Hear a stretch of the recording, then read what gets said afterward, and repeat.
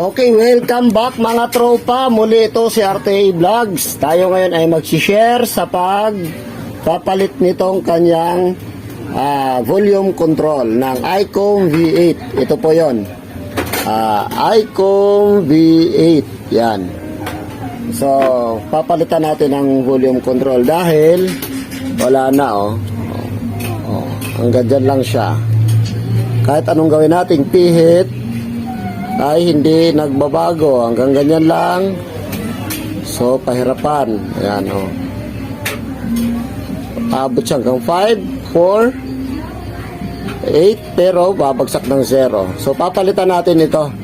Ito lang ang problema niya. The rest, transmit, receive, walang problema, okay siya. Ito lang, volume control lang para magamit ng ating tropa sa pagpapatala sa net call at saka sa roll call. Ayan, sige po, antabayan niyo at atin ang gagawin.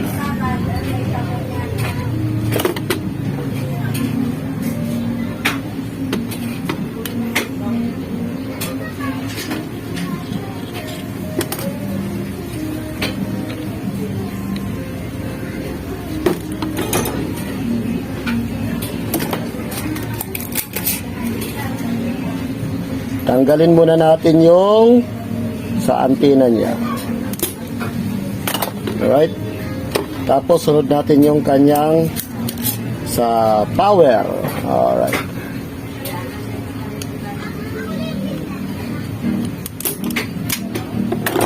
Okay. So tanggal na. Check natin. Ayan. Okay. Tapos mamaya ito, lilinisin din natin. Saan na ba yung brush ko rito? Parang wala pa yung brush ko So, linisin din dapat yan. Kasi marumi na din Okay. So, ito. Madali lang naman to tanggalin. Kasi meron naman siyang tatlong terminal. Ayan. Yung tatlong na yan. Madali lang yan.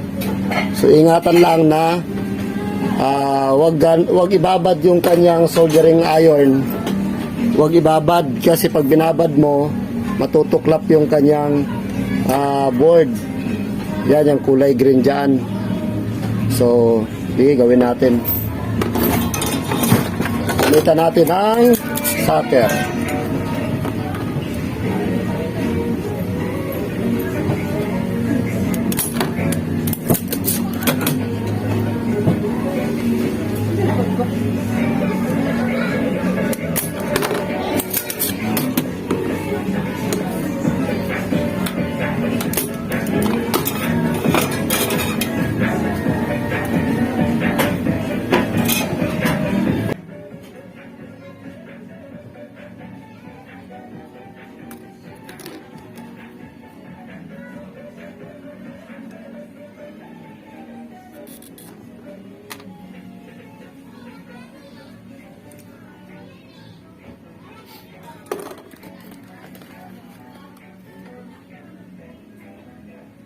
So, tabi na natin to. Effective na to. Pero meron tayong pampalit. May kinuha na tayong pampalit kanina. Ito tested na to kanina. At tinisting na to bago tinanggal. Second hand lang. Wala tayong pambili ng bago.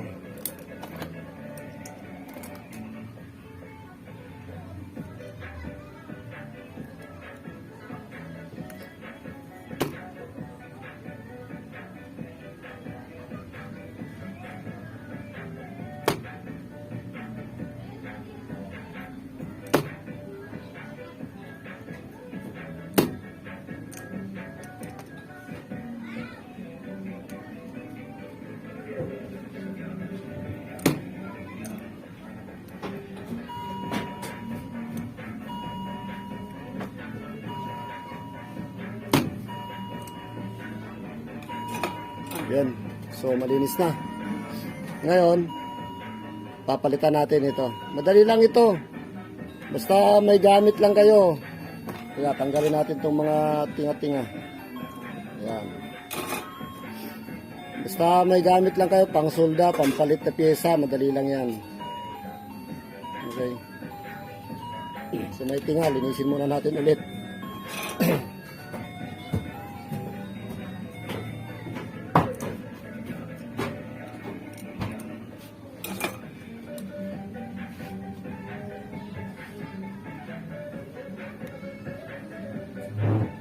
Okay. Ngayon ay atin nang ibalik.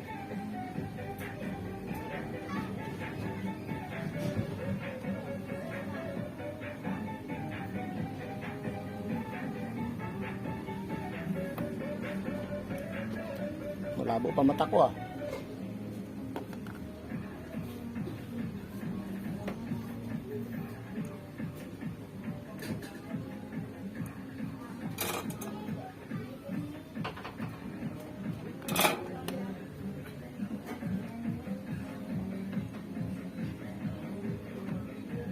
Okay. So, ayan na. Okay. Nabalik na natin siya. Ngayon, lagyan natin ng eliminator para makita natin kung hindi. Balik pala natin muna dito para meron siyang connector. Mahirap na, baka ma-short pa natin eh. Imbis isa lang ang problema, madagdagan pa. Alright. Ngayon ay lagyan natin ng power. Alright. Meron na siya. Tingnan natin kung may ikot na. Yun. Yun, no? O, diba? 23. Up. Baba natin. Aha. Okay. 0. Up. Balik. Alright. Gumana na. So, ganun lang mga kaibigan.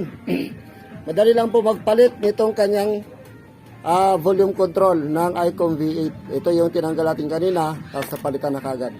Yun lang. Mabilis lang po gawin. At ngayon ay babalik na naman natin. Ay, tika muna pala. Hindi pa natin nasulda ang kanyang antenna. Kalimutan. Mahirap na. Baka nawala yung kanyang transmit at receive. Yung pala ay hindi na isulda ang kanyang antenna. So, okay. So, babalik na natin.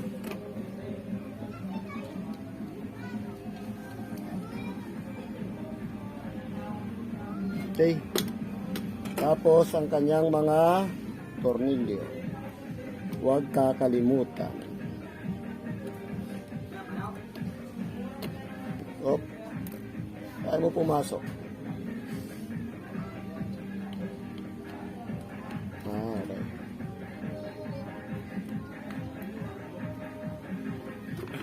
Saan ba yung cover nito?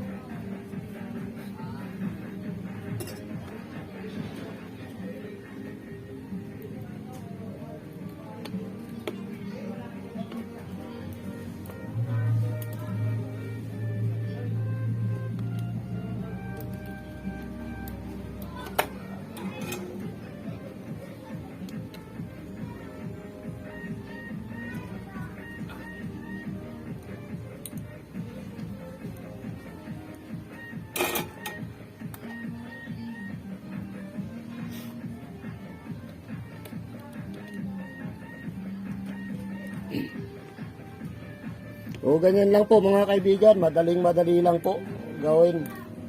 Madali lang po trabahuin to.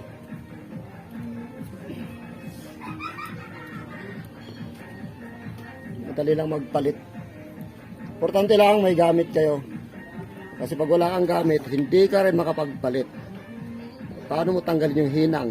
Hindi ba pwedeng hiwain yun at palitan ng bubble gum pag idinikit mo? Oh. Siyempre, yung piyesang pampalit, dapat meron ka.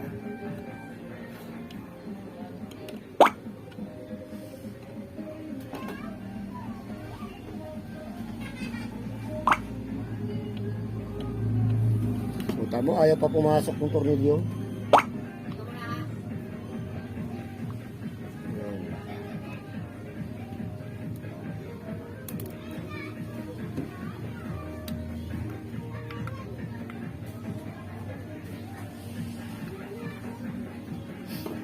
Alright, ngayon ay ibabalik na natin sa kanyang kaha.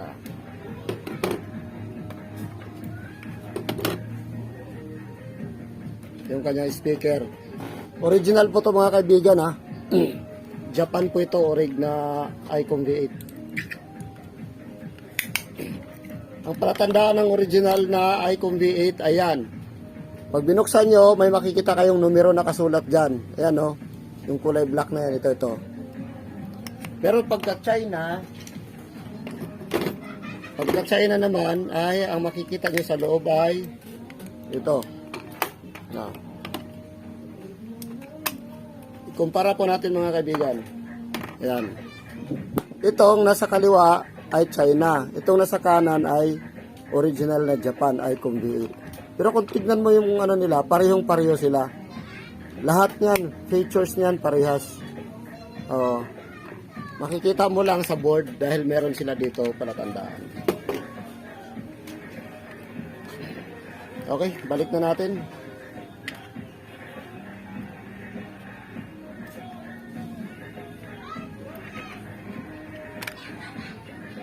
Try natin kung may audio. Baka nawala naman din audio. Yun, meron. Yan. Try natin yung skills niya. Yun, humina. Lakas. So, ibig sabihin, okay yung ginagay natin na volume control. Ayos. Balik na natin yung kanyang gamit, yung pyesa niya.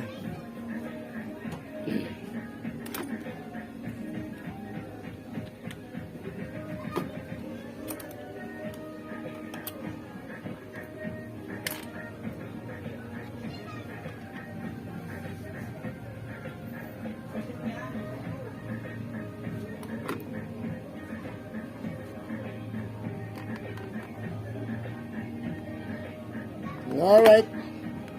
Ngayon, balik na natin to para ay may lock siya.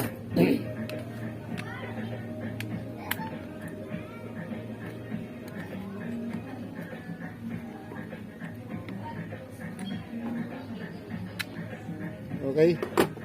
So, ayan na siya mga kaibigan. Kaso wala naman tornilyo. Hanapan natin.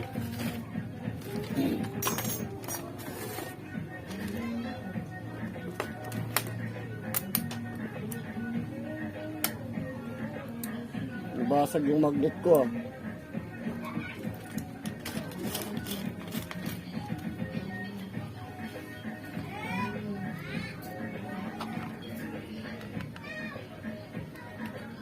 Malaki.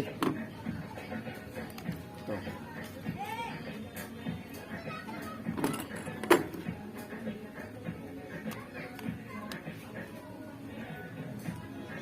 Ayan, dikit na. Isa pa.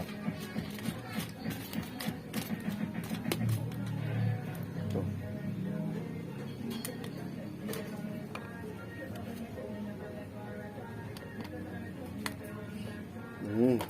So, ayan na mga kaibigan. Okay na siya. Alright. Ngayon, ay ang kanyang antena. Kaya walang knob dito. Bigyan natin ng knob. Ito mga kaibigan, hindi sa akin to ha. Pinagawa lang to. Pinagawa lang to ng tropa natin. Ayan ha. Kaway sa camera. Shout out mo lahat ng mga taga Unit 15. Mga Unit 15 magpatala kayo kasi nako-call up tayo. Yun lang. Ayan. Salamat.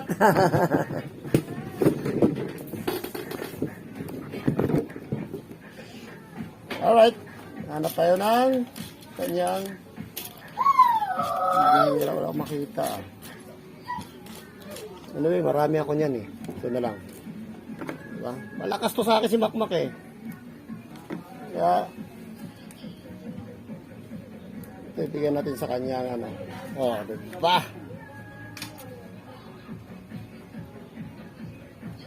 Alright. Battery. Oh, diba? Oh. Bulihan ulit. Yun. Yun. Tapos oh. So, yun lang mga tropa. Maraming salamat sa inyo. At huwag po niyong kalimutan mag-subscribe sa RTE Vlogs Official. I-like at i-share po yung mga video natin about tutorial at para marami po ang makakaalam at marami po ang matutunan. At sa mga upcoming uploads po natin, huwag po niyong kakalimutan, abangan at panoorin. Marami pa po tayong upload about tutorial sa mga radio natin. Ayan, maraming salamat muli. At 73. Bye-bye.